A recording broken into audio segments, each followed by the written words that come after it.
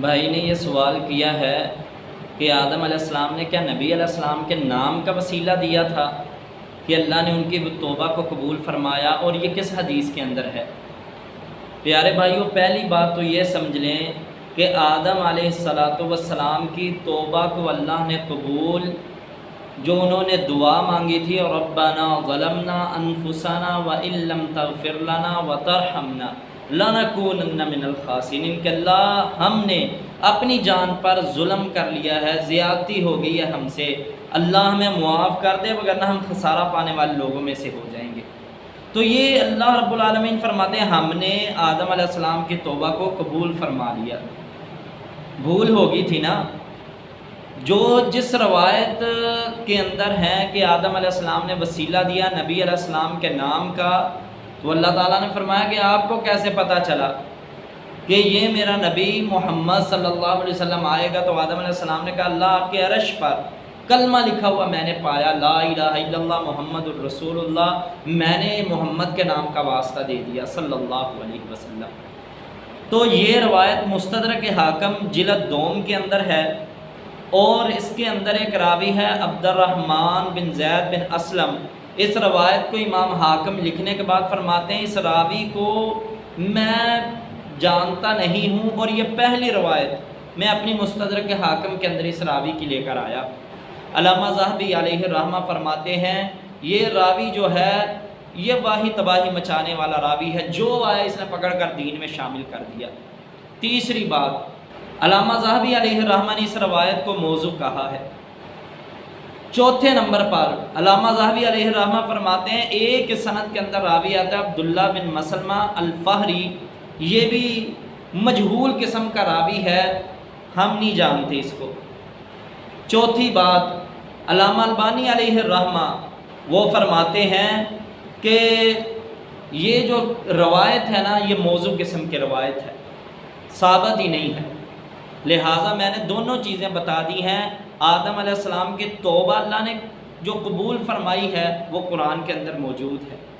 انہوں نے دعائیں مانگی، اللہ رب العالمین سے استغفار کیا، اللہ نے توبہ کو قبول فرما لیا۔ اور دوسرے نمبر پر جو روایت پیش کی جاتی ہے وہ قرآن سے ٹکرا رہی ہے، اور قرآن اور سنت آپس میں ٹکراتے نہیں ہیں، یہ دونوں ایک دوسرے کی تشریح ہیں، ایک دوسرے کے متضاد نہیں ہیں، بلکہ یہ تو ایک دوسرے کی تشریح اور تفسیر بیان کرتے ہیں۔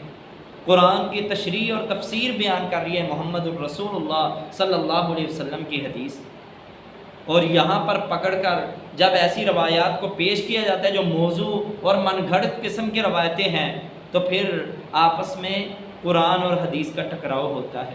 تو میرے بھائیو سمجھ لیں آدم علیہ السلام نے استغفار کیا، دعا مانگی اللہ رب العالمین سے، میرے رب نے قرآن میں بیان فرما دیا، ہم نے توبہ قبول کر لی۔ دوسری بات جو روایت ہے وہ موضوع قسم کی ہے۔ تیسرے نمبر پر نبی علیہ السلام کی ذات کا وسیلہ دینا، شرعی اعتبار سے وسیلے کی دو قسمیں، ایک تکوینی ہے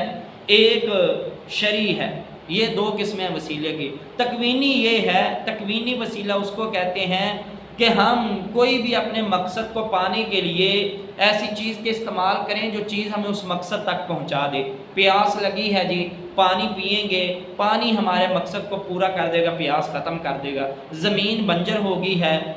فصل جو ہے خشک ہو رہی ہے، پانی پلائیں گے، زمین سیراب ہو جائے گی، فصل ہری بھری ہو جائے گی، یہ تکوینی وسیلہ ہے۔ آپ نے ایک شہر سے دوسرے شہر جانا ہے، ایک گاڑی پر سفر کریں گے، سواری کو اللہ نے وسیلہ بنایا ہے ایک شہر سے دوسرے شہر جانے کے لیے، یہ تکوینی وسیلہ ہے۔ شرعی وسیلہ وہ ہے کہ ہم اپنے مقصد تک پہنچنے کے لیے دلیل ہو قرآن کی یا سنت کی، تو تین طرح کا یہ وسیلہ ہمارے سامنے آتا ہے۔ نمبر ایک، اللہ کے اسماء حسنہ کا وسیلہ دینا۔ اللہ فرماتے ہیں وَلِلَّهِ الْأَسْمَاءُ الْحُسْنَى فَادْعُوهُ بِهَا، اللہ کے ناموں کے ساتھ دعا کرو اللہ سے۔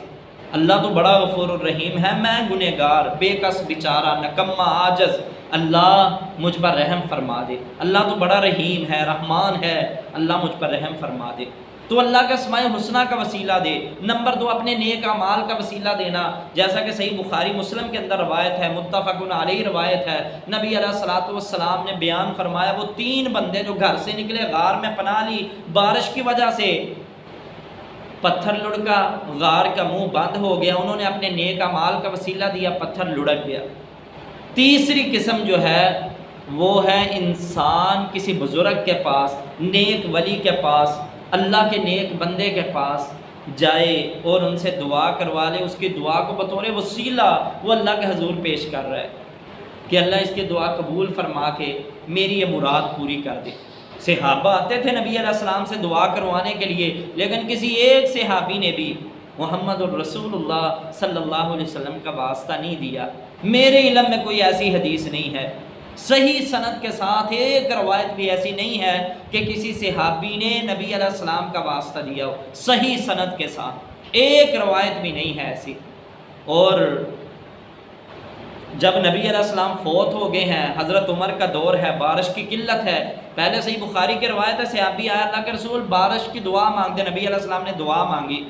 بیٹھ جاؤ بیٹا ادھر ہی بیٹھ جاؤ، دعا مانگی نبی علیہ السلام نے۔ اور دوسری روایت کے اندر حضرت عمر رضی اللہ تعالیٰ عنہ کے دور میں قلت آ گئی بارش کی، اناج کی، تو نبی علیہ السلام کا یہ پیارا صحابی ہے، نبی علیہ السلام سے تربیت لی ہے، نبی علیہ السلام کا روزہ موجود ہے، قبر موجود ہے، تو آقا کے پاس نہیں گئے، قبر کے پاس نہیں گئے، روزے کے پاس نہیں گئے، حضرت ابن عباس کے پاس گئے ہیں کہ آپ آئیں، آپ بزرگ صحابی ہیں، نبی علیہ السلام کے چچا ہیں، آقا علیہ السلام نے آپ کو اپنے باپ کی طرح کہا ہے، آپ آ کر دعا مانگے۔ تو حضرت عباس رضی اللہ تعالیٰ کی دعا کو بطور وسیلہ پیش کیا۔ تو میرے بھائیو یہ جہالتیں چھوڑ دیں، نبی علیہ السلام کے جو حدیث ہے اور اللہ کے قرآن میں جو انہوں نے ہماری رہنمائی کی ہے، قرآن اور حدیث نے، اس کے مطابق زندگی